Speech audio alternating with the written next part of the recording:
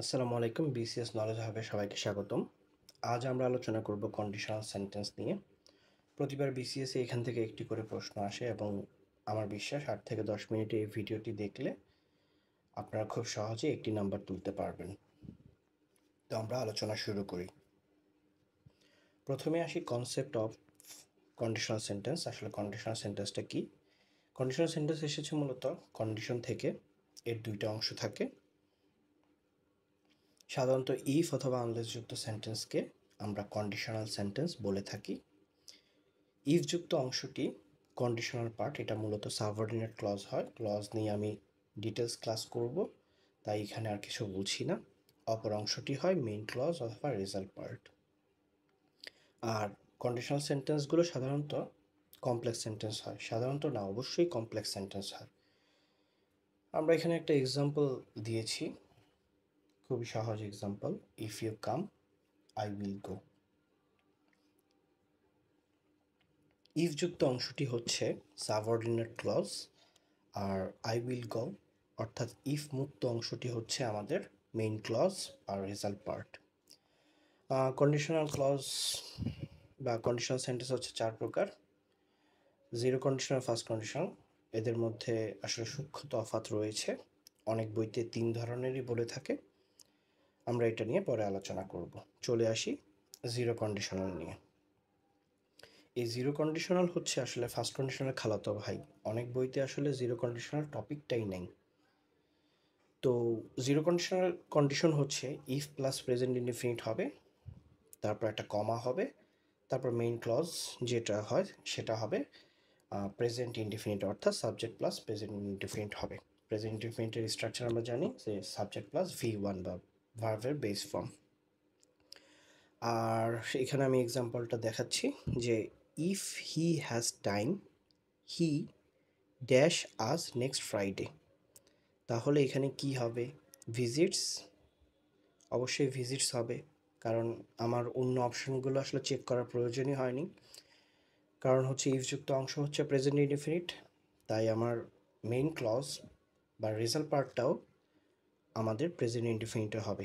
এখানে আমি উইল ভিজিটও লিখে রাখলাম, কারণ এটা ফার্স্ট কন্ডিশনালের স্ট্রাকচারের মধ্যে পড়ে। যেহেতু আমি বলেছি এই দুইটা খালাতো ভাই, একই মায়ের পেটের খালাতো ভাই বলা যায়।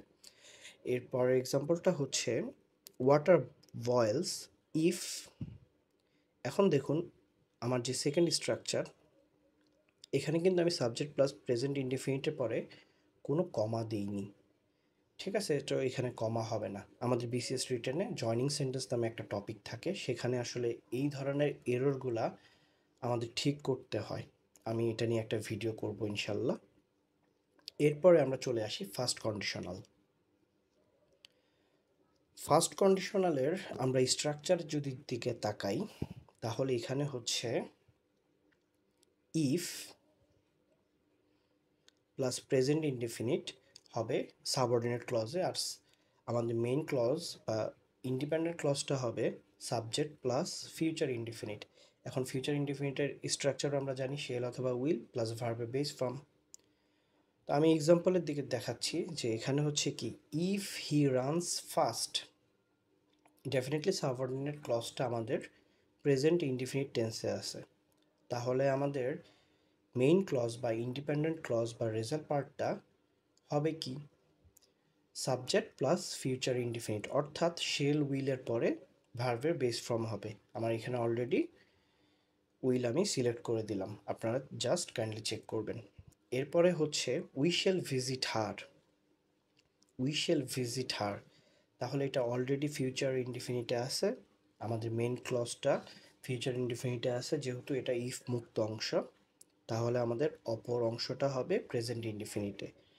তাহলে এখানে আমার আছে ইফ উই হ্যাভ অথবা হ্যাড টাইম। তাহলে এখান থেকে আমরা সিলেক্ট করব কি? একটু চিন্তা করে বলুন।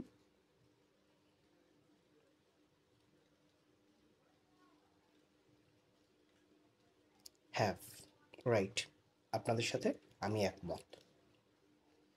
তো এই হচ্ছে আমাদের ফার্স্ট কন্ডিশনালের সাম আপ। এবার আমরা চলে আসি সেকেন্ড কন্ডিশনালে। সেকেন্ড কন্ডিশনাল স্ট্রাকচার হচ্ছে if plus past indefinite past indefinite বলতে আমরা জানি ভার্ব প্লাস সাবজেক্ট প্লাস ভার্বের পাস্ট ফর্ম হবে, ঠিক আছে। আর আমাদের মেইন ক্লজটা হবে উড কুড মাইট। এখন উড কুড মাইট এগুলো হচ্ছে মডেল অক্সিলারি, এরপরে যদি আমাদের ভার্ব আসে, সরাসরি ভার্ব আসে, তাহলে সেটা হবে ভার্বের বেস ফর্মে। ওকে, এরপরে আমরা এটার ভাইস ভার্সাও দেখিয়েছি। যদি সাবজেক্ট আগে আসে, ইফ পরে আসে, তাহলে মাঝখানে কমাটা হবে না। খুবই ইম্পর্ট্যান্ট, এই স্ট্রাকচারটা আপনারা অবশ্যই ফলো করবেন। এখন আমরা এক্সাম্পলে চলে আসি। ইফ আই ফাউন্ড, ফাউন্ড হচ্ছে কি ফাইন্ডের পাস্ট ফর্ম। তাহলে if I found a dog I dash it to its owner. তাহলে আমি কি করব? Will return, would return, will have return, will returning. তাহলে এখানে আমার অ্যান্সার হবে বি, উড রিটার্ন, অর্থাৎ উডের পরে ভার্বের বেস ফর্ম। এরপরের এক্সাম্পলটা দেখি, এটা ইম্পর্ট্যান্ট। আমি অলরেডি একবার রেকর্ড করেছিলাম কিন্তু রেকর্ড হয়নি, তাই এই কারণে ইম্পর্ট্যান্ট লেখাটা আছে। If your sister dash she would come. এখন দেখুন, আপনি বেসিক্যালি কি করবেন, চোখ বন্ধ করে স্ট্রাকচার অনুযায়ী ইনভাইটেড দাগিয়ে ফেলতে পারেন। বাট এখানে যে সেন্টেন্সটা রয়েছে, ইফ ইউর সিস্টার মানে আপনার বোনকে যখন আমন্ত্রণ করা হবে, ঠিক আছে, সে তো আর নিজে নিজে আমন্ত্রিত হতে পারবে না, তাকে আমন্ত্রণ করা হবে, অর্থাৎ it will be in passive form. So এখানে আমাদের যেটা হবে, সরাসরি ইনভাইটেড ইউজ করা যাবে না। পরীক্ষায় আপনাকে কনফিউশনে ফেলার জন্য এই ধরনের এক্সাম্পল দেওয়া হবে। এই কারণে আমার অ্যান্সারটা হবে ওয়ার ইনভাইটেড। প্যাসিভের নিয়ম হচ্ছে অক্সিলারি ভার্ব প্লাস ভার্বের পাস্ট পার্টিসিপল ফর্ম হবে। এবার আমরা চলে আসি থার্ড কন্ডিশনালে।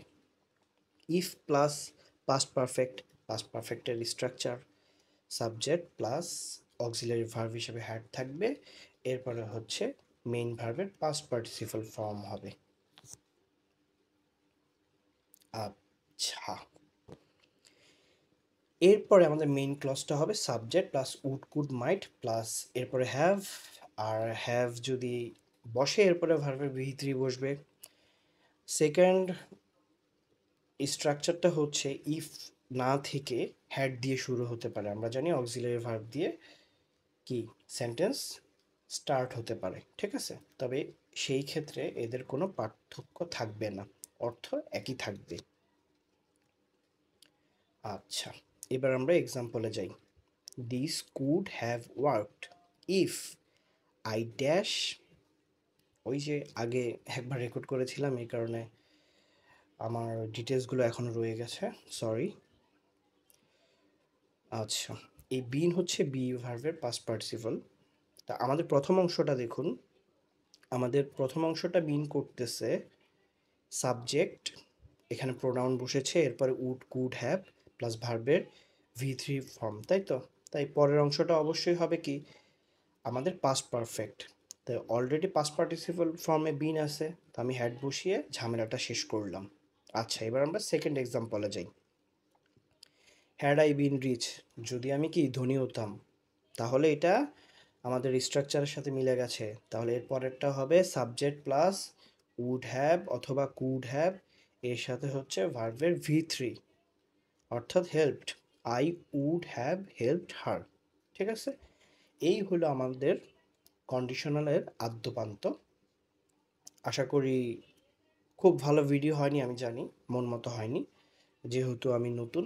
আশা করি সামনে আরও ভালো হবে। এখানে আপনাদের জন্য কিছু এক্সারসাইজ আছে, এক্সারসাইজগুলো আপনারা কমেন্ট বক্সে আনসার করতে পারেন, এতে আমারও লাভ হবে, বেশ কিছু কমেন্ট হবে। যদি দেখে থাকেন অবশ্যই কমেন্ট করবেন।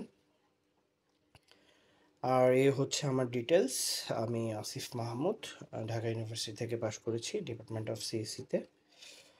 আর সোনালী ব্যাংকে একদা চাকরি করতাম। 44-এ সব কিছু ঠিক হলে হয়তো ভাইবা দিব, 45 রিটেন দিয়েছি, 46 জানি না ভবিষ্যৎ কি। আর অবশ্যই চ্যানেলটিকে লাইক, শেয়ার এবং সাবস্ক্রাইব করবেন।